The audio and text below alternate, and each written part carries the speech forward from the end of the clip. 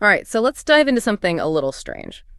Remember way back at the beginning of the Trump administration, there was talk about sending U.S. prisoners to prisons overseas. Yeah, it was a weird idea. Kind of creepy, right? Definitely. And then it just sort of vanished. Nobody really talked about it anymore. Here's the thing, like, ideas in government, sometimes they don't really go away. Right, they just wait for the right moment to pop up again. Exactly.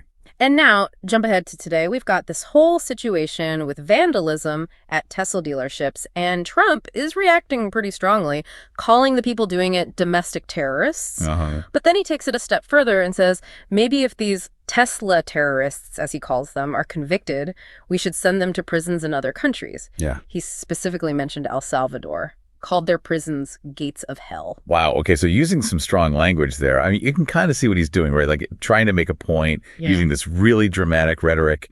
Definitely. So in this deep dive, we want to take a closer look at this. Like, how feasible is it to even send U.S. prisoners to foreign prisons? What are the legal hurdles? And really, what does this whole thing tell us about the current political climate? Right. I mean, first off, can you even do that? Can the U.S. government just deport citizens who've been convicted of crimes? Or, like, send them to some other country's prison system? Yeah, that was the first thing that stood out to me. Is that even legal? The YouTube analysis we've been looking at brings up some really important constitutional issues. For sure. It comes down to due process. If you're a U.S. citizen and you're imprisoned in another country, how can you have proper legal representation? What about your family? Can they visit you? Can they support you during legal proceedings? I mean, these are basic rights guaranteed by the Constitution. It's not like your family can just hop on a plane for a quick visit if you're in a prison in El Salvador. And then there's the Eighth Amendment, protection against cruel and unusual punishment. If you knowingly send someone to a prison where there's a history of torture, well, that sounds like it would violate that amendment. Yeah, and the analysis makes a good distinction. There's been a lot of debate about conditions in U.S. prisons, places like McNeil Island, Alcatraz, Rikers Island. But that's still different from being sent to another country, like, say, Nicaragua, under a dictator who might torture prisoners. Right, totally a different situation. And the source also talked about how if you wanted to transfer prisoners to another country, you'd probably need to have treaties with those countries. Can you imagine trying to negotiate a treaty with, say, Russia, just to send over people convicted of vandalizing Teslas? That sounds like something out of a movie. Right. It's not like the U.S. can just decide to do this. It would need cooperation from another country. And every country has its own laws and politics to consider, like Russia. That's not going to happen. Okay, so let's shift gears a little bit and talk about this domestic terrorism label that's being thrown around. The people in the YouTube discussion had some pretty different views on whether vandalism at Tesla dealerships should actually be called domestic terrorism. It's interesting to think about. Using this label might actually backfire. Like some things, yeah, they are serious. Throwing Molotov cocktails, that's arson, and there should be serious consequences. But calling things like keying a car or scratching the paint domestic terrorism, I don't know, it seems like we're maybe diluting the meaning of the term. I see what you're saying. And it raises another question. Have we used this same domestic terrorism label for other groups? The discussion mentioned right-wing militias and Antifa, and it seems like there's speculation that Antifa might be the next group to be labeled as domestic terrorists. And that brings up this question of, like, is this label being applied fairly? Is there a bias? Are we only using it in certain situations for political reasons? The source definitely made me think about that. And if Antifa is the next target, well, that just adds to the concern that it's all very political. Yeah, and you have to ask, where do we draw the line? Like, there's a big difference between someone throwing a Molotov cocktail, which is clearly dangerous and destructive, and someone scratching a car.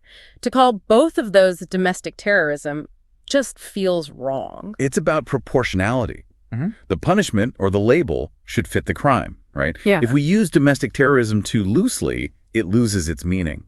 And it might discourage people from protesting at all, even if it's peaceful and legitimate. Okay, now here's where things get really interesting.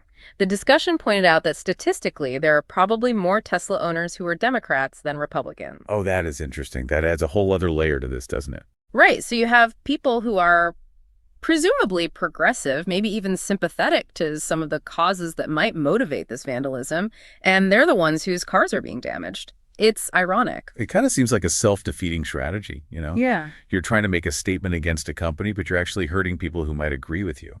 And to top it off, the analysis predicts that anyone convicted of these acts could face some serious prison time.